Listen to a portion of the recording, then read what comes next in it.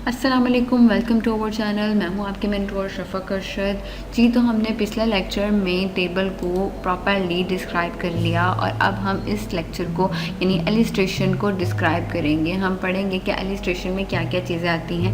Firstly तो हमारे पास picture बनी हुई है, तो हम ये चीज़ डिस्क्राइब कर देती हूँ मैं आपको कि पिक्चर या तो आप ये आपकी अगर कोई गैलरी में पिक्चर पड़ी हुई है आप वो ले लें, या आप स्क्रीनशॉट ले लें, और या फिर ऑनलाइन आप पिक्चर ले लें। तो आपका तीनों के बाहर एक ही टेबल बनेगा। जैसे कि हमने जब टेबल बनाया था तो मेरे पास यहाँ पे एक टेबल टूल आ गया था। जैसे ही मैं पिक्चर बनाऊंगी तो यहाँ पे पिक्चर का पिक्चर टूल आ जाएगा।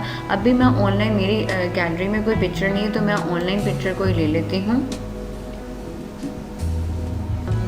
यहाँ से हम कोई पिक्चर लेंगे एंड देन मैं यहाँ से अभी यही वाली पिक्चर क्लिक कर लेती हूँ, जस्ट लाइक दिस। एंड ये मैंने पिक्चर यहाँ पर इंसर्ट कर दी है।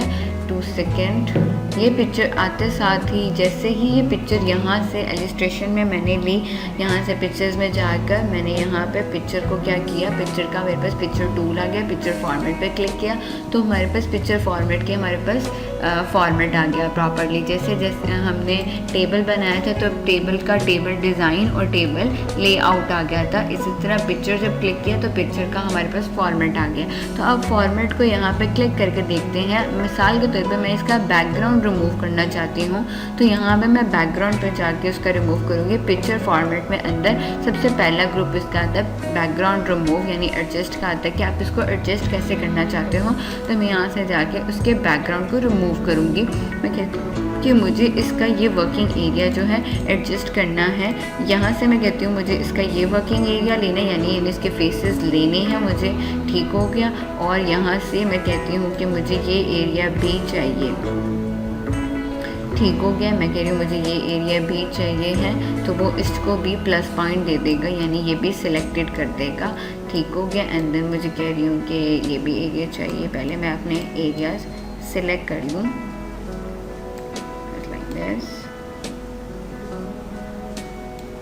नेगलेक्ट करते जाए साथ साथ ही। ओके, अभी हमने रैंडमली सिलेक्ट कर लिया एरिया कि मुझे ये एरियाज चाहिए और पीछे के ये एरियाज रिमूव हो जाए। देन मैं यहाँ से जाके इसको अब ओके कर देती हूँ। जैसे मैंने ओके किया पीछे का वो एरिया रिमूव हो चुका है, यानी वो मेरे पास अब नहीं रहा। आप कह रहे हो करेक्शन देनी, यानी मुझे उसको ब्राइटनेस से डार्कनेस तक लेकर जाना है। देखिए यहाँ पे ब्राइटनेस टू शार्पनेस मेरे पास ऑप्शन है। ये मेरे पास ब्लर का ऑप्शन है। जैसे मैंने इसके ऊपर अपना माउस रखा है तो मेरी पिक्चर को आप देख सकते हो। मैं यहाँ पे क्लोज करके दिखा देती हूँ। जैसे मैंने ब्लर के ऊपर क्लिक किया, यानी सॉफ्ट एजेस के ऊपर क्लिक किया तो मेरी पिक्चर क्या हो गई है, पीछे से ब्लर हो चुकी है, यानी कुछ भी उसका एरिया आपको नज़र नहीं आएगा। और अगर यहाँ पे जाती हूँ तो ये प्रॉपर्ली शार्पनेस एरिया, यानी ये प्रॉपर्ली शार्प आपको करके दिखाएगा। ये मेरा नॉर्मल एज है, आपको पता चल जाएगा नॉर्मल एज में आपको वो इतने शार्प कॉर्नर्स नहीं दिखा रहा। ठीक है, आप यहाँ पे क्लिक करते हो तो आप जब आप एक्स्ट्रा शार्प में जाते हो तो आप इसको नोट कीजिएगा, ये एरिया थोड़ा सा ब्लैकिश एरिया हो जाएगा। यहाँ पे मैं रख के देख लेते हो, आप अब नोट करें। ठीक है, तो आप यहाँ पे आपके पास एक्स्ट्रा शार्पनेस आपको शो करवा रहा है। आप कह रहे हो कि मुझे कंट्रास्ट देने, यानी मुझे ग्रे शेड से डार्कर शेड्स तक जाने, यानी ग्रे यानी ब्लैक का शेड और वाइट का शेड मुझे कंट्रास्ट करना है। तो उसके दरमियान के ये शेड्स बने, आप यहाँ से उसको यूटिलाइज़ कर सकते हो। उसके ऊपर करेक्शंस और ऑप्शन देनी है तो आपके पास यहाँ पे और मोर करेक्शंस हैं। आप यहाँ से जाके उसको प्रीसेट कर सकते हो, उसका शार्पनेस दे सकते हो, ब्राइटनेस जो उसका अपने देना चाहते हो वो दे सकते हैं। पिक्चर को कलर देना चाहते हैं जो कि आपके पास यहाँ पे भी ऑप्शन है, पिक्चर कलर भी दे सकते हैं। ठीक है, आपको मैं यहाँ से सिखाती हूँ। अंदर आप क्रॉप भी करना चाहते हो तो क्रॉप का ऑप्शन भी आपके पास यहाँ पर है। ये मैंने आपको पिक्चर के बारे में बताया है। पहले हम यहाँ पर पढ़ते हैं कलर को। कलर के अंदर आप कौन सा कलर करना चाहते हैं, यानी आप ये कलर रखना चाहते हो, ये कलर नॉर्मल कलर रखना चाहते हैं तो कुछ इस तरह का कलर, या फिर कुछ इस तरह का कलर, ये कलर अट्रैक्टिव लग रहा है हम ये कलर कर लेते हैं। और मैं कहती हूँ कि मुझे आर्टिस्टिक वर्क यानी थोड़ा सा ड्राइंग वर्क भी चाहिए जिसमें ड्राइंग हुई हो थोड़ी बहुत, तो वो काम भी मैं चाहती हूँ। जस्ट लाइक दिस मैं ये काम करना चाहती हूँ। 2 सेकेंड। जैसे मैंने इसके ऊपर अपना माउस रखा है वो उसने उसके अंदर उसको एडजस्ट कर दिया है, ये काम किया, फिर उसने इसके अंदर एडजस्ट कर दिया, या फिर मैं कहती हूँ कि इस तरह का काम हो जाए, कुछ ये काम अच्छा लगा है, ये काम कर लेते हैं। और करने के बाद आप कह रहे हो कि मुझे अपने पिक्चर को कंप्रेस करनी है, यानी छोटा करना है या बड़ा करना है, तो उस लिहाज से आप कंप्रेस कर सकते हो। यानी आप कह रहे हो कि मुझे HD में लेकर जाना है प्रॉपरली, आप बड़े स्क्रीन के लिए कर रहे हो या प्रिंट एरिया करना है, अपने वेब के लिए करना है, ईमेल के लिए करना है, तो आप उस एरिया को रखते हुए सिलेक्ट करते हुए आप करके दिखाओगे। जैसे मैं कह रही हूँ मुझे वेब पेज पे चाहिए, तो मेरा ऑटोमेटिकली वेब पे ही पहले से ही है, एंड देन ओके कर दूँगी तो ये मेरे वेब पे आ चुकी है। मैं इसको यहाँ से भी कंप्रेस कर सकती हूँ, यहाँ से भी कर सकती हूँ, जहाँ से मैं करना चाहती हूँ कर सकती हूँ। और मैं अगर पिक्चर को चेंज करना चाहती हूँ तो मैं पिक्चर को चेंज भी कर सकती हूँ। हम यहाँ पे पहले ये रीसेट का ऑप्शन पढ़ लेते हैं कि मैं वापस अपनी उसी सेट पे जाना चाहती हूँ जहाँ से शुरुआत की थी, जहाँ से मैंने बिल्कुल ये इनिशियल पॉइंट था, यानी मैंने पिक्चर को जो मैंने पहली पिक्चर ली थी, एंड क्लिक करती हूँ तो सबसे पहली वाली स्टाइल जो है, सबसे पहला वाला जो पिक्चर है, जो एज इट इज़ पिक्चर थी मेरी, वही पिक्चर के ऊपर क्लिक कर दिया, अंदर मेरे पास आ गया। और अगर मैं चेंज करना चाहती हूँ तो यहाँ पे फिर मेरे पास मोर ऑप्शन है कि आगे आपकी फ़ाइल में पड़ा तो आप फाइल से ले लें, और आपके पास अगर नहीं है ऑनलाइन क्लिक करनी है तो आप ऑनलाइन पिक्चर को क्लिक करके इसके अंदर इंसर्ट कर लें। मैं चाहती हूँ कि मुझे ये लाइब्रेरी से मिल जाए या बुक से रेलिवेंट कोई मिल जाए, तो बुक से रेलिवेंट ये वाली बुक अच्छी लग रही है, एंड देन ओके करके इंसर्ट कर देते हैं इसमें। अब ये पैरेट्स की जगह बुक्स आ जाएंगी हमारे पास। ठीक हो गया, अब पता चल गया ये काम होता है इसके अंदर, तो हम इसके अंदर इस तरह करके काम कर सकते हैं। नेक्स्ट हमारे पास ग्रुप है कि स्टाइल, जैसे ही हमने टेबल बनाया था तो हमने उसका भी सबसे पहले स्टाइल दिया था, लेकिन यहाँ पे हमने स्टाइल नहीं, पहले हमने एडजस्ट को पढ़ा है। तो हम स्टाइल के अंदर यहाँ पर देख लेते हैं कि कौन से फ्रेम्स हैं हमारे पास। इसके अंदर फ्रेम्स का यूटिलाइज़ किया जाता है कि आप कौन से फ्रेम्स को अपने काम के अंदर यूटिलाइज़ करना चाहते हो, ये या फिर कुछ इस तरह का काम या कुछ इस तरह का नॉर्मल ये वाला फ्रेम रख लेते हैं ताकि हमें अपना काम समझ आता है, हमने जो काम यूटिलाइज़ करना है हम उसकी तरफ को देख लेते हैं। हमारा ये फ्रेम हो गया। हम कह रहे हैं कि हमारे बॉर्डर्स का कलर जो है वो कुछ इस तरह का कलर का आ जाए, यहाँ पर ये वाला कलर आ जाए ताकि प्रोमिनेंट हो हमारा बॉर्डर।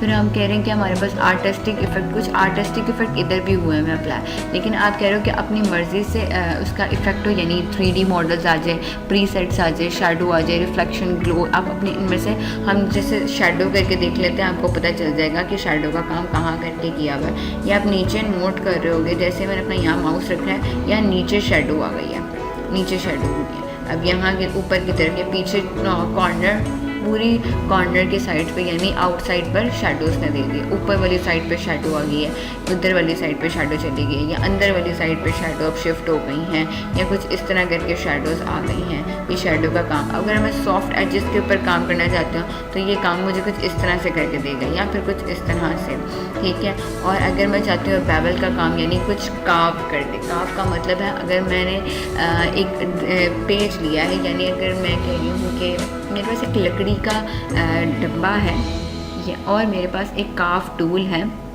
काफ टूल कहते हैं कि एक बहुत ही तेज़ छुरी, ठीक है, जिससे आप या फिर नाइफ़, ऐसी नाइफ़ जिसके साथ आप लकड़ी को काफ करो, उसके डिज़ाइन यूटिलाइज़ करो, तो ये उसके बेवल डिज़ाइंस होते हैं, वो कार्वनेस आपको दिखाएगा, या आपको उस तरह का कर्व करके दिखा देगा, उस तरह के डिज़ाइंस आपको शो करवाएगा जिस तरह आप लेना चाहते हो।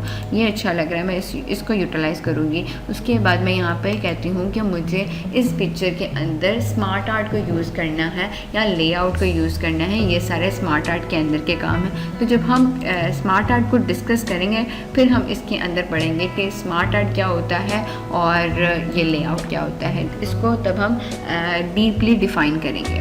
फिर अगर हम टेक्स्ट बॉक्स लेना चाहते हैं, यानी ये इसके यहाँ पे इसके बारे में कुछ बताना चाहते हैं, तो हमारे पास यहाँ पे एक एक्स्ट्रा टेक्स्ट आर्ट का ऑप्शन आ जाएगा, एंड देन हम उसके अंदर इसके बारे में डिस्क्राइब करेंगे कि what is picture, and picture के अंदर क्या है, पिक्चर को क्यों डिस्क्राइब करना चाहते हैं। उसके बाद मैं पिक्चर को पोजीशन चाहती हूँ, पिक्चर की जैसे ही मैंने अपने जब हमने टेबल बनाया था तो हमने उसको पोजीशन भी दी थी और उसके अंदर छोटी सी एक ऐसा एरिया जिसमें हम मूव कर सकें इधर उधर, तो हम ये वाला ऑप्शंस को यूज़ करते हैं। मैं कहती हूँ कि मुझे इस पिक्चर को टॉप के मिड के सेंटर में रखना है, या फिर इधर वाली जगह पर रखना है, या इधर रखना है। जहाँ मैं उसको लेती जा रही हूँ उधर उधर शिफ्ट करता जाएगा। मैं पिक्चर अपनी छोटी अपने स्क्रीन के एरिया को छोटा कर लेती हूँ ताकि आप लोगों को काम नज़र आ जाए कि मैं कहाँ रखना चाहती हूँ। अभी यहाँ पर मैं सेंट्रलाइज एरिया में रखती हूँ और मैं कहती हूँ कि इसको इधर वाले एरिया में कर दो, इधर वाले एरिया में ले जाओ, इधर ले जाओ, इधर ले जाओ। जहाँ मैं लेकर जाना चाहती हूँ तस्वीर को ये उधर भी कन्वर्ट कर देगा। ठीक हो गया। पोजीशन का ये एक फ़ायदा होता है कि आप बस एक दफ़ा क्लिक करते हो और आप जहाँ उसकी पोजीशन को, यानी आप मोस्टली पिक्चर्स पोजीशंस के बगैर अगर हो तो वो इधर इस वाले एरियाज़ में, यानी आपके हेडर में और फुटर में नहीं कन्वर्ट होती।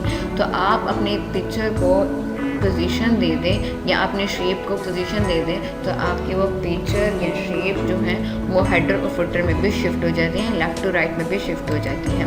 और आप कहते हो कि मुझे ड्राफ्ट टेक्स्ट करनी है, यहाँ पे मैं बैकवर्ड एरिया में आपके साथ वही वर्किंग एरिया कर देती हूँ, कोई पैराग्राफ लिख देती हूँ। Where is my work is equal RAND rand and bracket बंद 9 ब्रैकेट बंद एंड देन ओके क्लोज कर लेते हैं। मुझे लग रहा था कहीं गलती हुई है एंड देन लास्ट पे ओके हमारे पास एक पैराग्राफ आ गया। जैसे ही हमने पैराग्राफ लिया है तो हमारे पास क्या हुआ, उसने स्क्वायर शेप में काम कर दिया हमारा। यहाँ पे काम उसकी स्क्वायर शेप में आ गया। मैं चाहती हूँ कि इसका काम जो है वो कुछ इस तरह से आ जाए, या इस तरह से कुछ टॉप एंड बॉटम के ऊपर आ जाए, कुछ इस तरह आ जाए। देखिए सबसे ऊपर टॉप में चला जाए, कुछ इस तरह से हो जाए। यहाँ पे कुछ इस तरह से हो कि ये स्क्वायर शेप में हो जाए। मैं इस पिक्चर को पहले तो स्क्वायर में लेकर जाऊँगी, मूव कर लेते हैं, यहाँ पे इस एरिया में ले आए एंड देन मैं कहती हूँ कि उसको मिडल एरिया में रख देते हैं। मिडल एरिया में रख दिया और यहाँ पे मिडल एरिया में रखने के बाद मैं कहती हूँ उसकी स्क्वायर शेप में उसको कन्वर्ट कर दें, यानी इसकी चारों तरफ लिखाई आ जाए। और यहाँ पे अगर टाइटली करती हूँ तो आप देखें नॉर्मल स्क्वायर में क्या कर रहा है, उसको खुला खुला रखा है। टाइट किया तो एक्स्ट्रा उसके करीब आ गया, थॉट में थोड़ा सा दूर हो जाता है, इससे ज़्यादा कुछ नहीं होता। टॉप एंड बॉटम यानी ऊपर और नीचे राइटिंग आ जाती है। बिहाइंड में क्या होता है कि राइटिंग ऊपर आ जाती है और इन फ्रंट में क्या होता है, पिक्चर आपके ऊपर आ जाती है। अगर आप इसको एडिट करना चाहते हैं तो आप इसको एडिट भी कर सकते हैं, यानी आपने इसको क्लिक किया तो आपके पिक्चर का अलग से आ गया फॉर्मेट। और ये आपने जो नीचे आपने फ्रेम यूज़ किया उसका फॉर्मेट आपको दिखाई दे रहा है कि आप उसको अपनी मर्ज़ी से एडिट कर सकते हैं, यहाँ पे शिफ्ट कर सकते हैं, यहाँ कर सकते हैं, उसको जहाँ तक लेके जाना चाहते हैं आप वहाँ तक उसको लेके जा सकते हैं। ये इसके अंदर का काम है। यानी आप कह रहे हो कि मुझे अपना वर्किंग एरिया इधर तक दिखाना ही नहीं है, यहाँ तक आ जाए वर्किंग एरिया सिर्फ, और यहाँ से ये ऊपर की तरफ कट हो जाए, यानी इधर तक लिखा हुआ नज़र आए, इधर तक लिखा हुआ नज़र आए, कुछ इस तरह से काम हो, यहाँ पर कुछ इस तरह से काम हो कि इधर इधर लिखा हुआ आ जाए। ये वाले काम करना चाहते हो तो आप इस तरह से करके काम कर सकते हो और इसके अंदर कोई काम नहीं है। समझ आ गई बात की, बस ये इन डिटेल इसने यहाँ पे ये चीज़ समझाई हुई है। उसके बाद आप कह रहे हो कि आपके पास 1 से 2 या 2 से 3 पिक्चर्स हैं, ठीक है। आप उस पिक्चर्स को क्या करना चाह रहे हो कि आपके पास मोस्टली तो 2 पिक्चर्स एट अ टाइम नहीं आएंगे। हम यहाँ पे एक और पिक्चर लेके देख लेते हैं। मैं इंसर्ट में जाकर पिक्चर पे क्लिक करती हूँ, ऑनलाइन पिक्चर एक ले लेते हैं एंड देन अप्लाई कर ले। यहाँ पे अब ये एक और पिक्चर आ चुकी है एंड देन अब वो क्या करेगा, ये पिक्चर जो है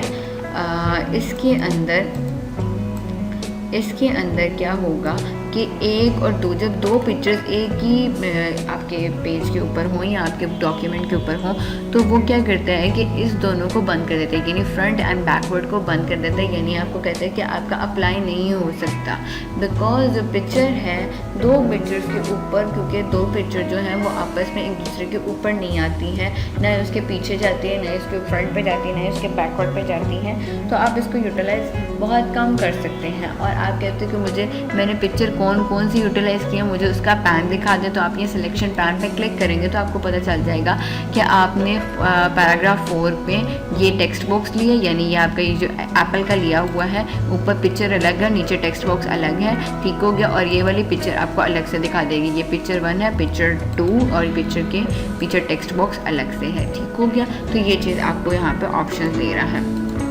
जैसे हम इसके ऊपर क्लिक करते हैं तो हमारे पास अलाइनमेंट की भी ऑप्शन है कि आप कह रहे हो कि मुझे दोनों पिक्चर को क्लिक करना है, ये दोनों पिक्चर को एट अ टाइम पे नहीं क्लिक करेगा। देखिए मैं शिफ्ट करके इस पिक्चर को भी क्लिक करने की कोशिश कर रही हूँ पर नहीं कर रहा। और ये मुझे क्या ऑप्शन दे रहा है कि आप इस पिक्चर को लेफ़्ट रखना चाहते हैं, सेंटर में, बॉटम में, राइट में, जो पोजीशन का काम है वही इसका भी काम है, वो यहाँ पे यही अप्लाई करेगा। आप जहाँ मर्ज़ी रखना चाहते हैं वहाँ पे इसको रख सकते हैं इस पिक्चर को। और आप कहते हो कि मुझे पिक्चर को ग्रुप करना है, ये तभी काम करेगा जब दो पिक्चर एट अ टाइम पे क्लिक हो सकती है। अभी दो पिक्चर एट अ टाइम पे दोनों नहीं क्लिक हो रही, एट अ टाइम पे सिर्फ एक ही क्लिक हो रही है, इस वजह से ग्रुप भी बंद है। और अगर आप कहते हो कि रोटेट करना है तो आपके पास रोटेट का ऑप्शन भी यहाँ पर है, आप इसको रोटेट कर सकते हैं अपनी मर्ज़ी से। और अगर आप कहते हो कि मुझे वहाँ से रोटेट नहीं करना तो आप यहाँ से भी रोटेट कर सकते हैं अपनी मर्ज़ी से, ठीक होगा। और आप कहते हो कि मुझे पिक्चर को क्रॉप करना है, उसको क्रॉप करना है, तो मैं यहाँ से इसको बंद करते हैं एंड देन क्रॉप करना चाहते हैं तो आपके पास यहाँ पे क्रॉप का भी ऑप्शन है। आप यहाँ से जाके पिक्चर को कहो कि मुझे उसकी ये ब्लरनेस एरिया जो वो नहीं चाहिए, इतना एरिया चाहिए, कुछ इस तरह से करके काम करना है, ये वाला एरिया चाहिए एंड देन ओके कर दें तो ये इस तरह करके काम कर देगा। और अगर आप कहते हो कि मुझे पिक्चर के ऊपर शेप कन्वर्ट करना है या शेप के अंदर पिक्चर कन्वर्ट करनी है तो यहाँ क्रॉप में ही हमारे पास ऑप्शन है क्रॉप टू शेप, यानी शेप के अंदर पिक्चर को क्रॉप कर दें, उसके अंदर कन्वर्ट कर दें। मैं इस पेज के अंदर करना चाहती हूँ तो जैसे ही मैंने उसके अंदर किया उसने उस तरह मुझे उसके अंदर डाल दिया। या मैं चाहती हूँ कि मुझे इस तरह में मिल जाए तो उसने उसमें कन्वर्ट कर दी। या मैं चाहती हूँ कि ये कुछ इस तरह में कन्वर्ट कर दे तो उसने उस तरह में कन्वर्ट कर दिया, ठीक है। और आप कहते हो कि मुझे इसका साइज़ एंड विड्थ बढ़ा दे तो आपके ये साइज़ को भी विड्थ को भी बढ़ा देगा। मैं कहती हूँ इसको छोटा कर दे तो वो छोटा भी कर देगा। तो ये आपके पास पिक्चर का आज था। आज का लेक्चर सिर्फ इतना था। नेक्स्ट आपको लेक्चर में ये पता चलेगा कि हम क्या आगे फर्दर पढ़ेंगे। हम शेप्स को पढ़ेंगे, कोशिश मेरी ये होगी कि आइकन्स एंड 3D मॉडल्स को भी हम साथ ही डिस्कस कर लें। तो अगले लेक्चर में मिलते हैं इंशाल्लाह। अल्लाह हाफ़िज़।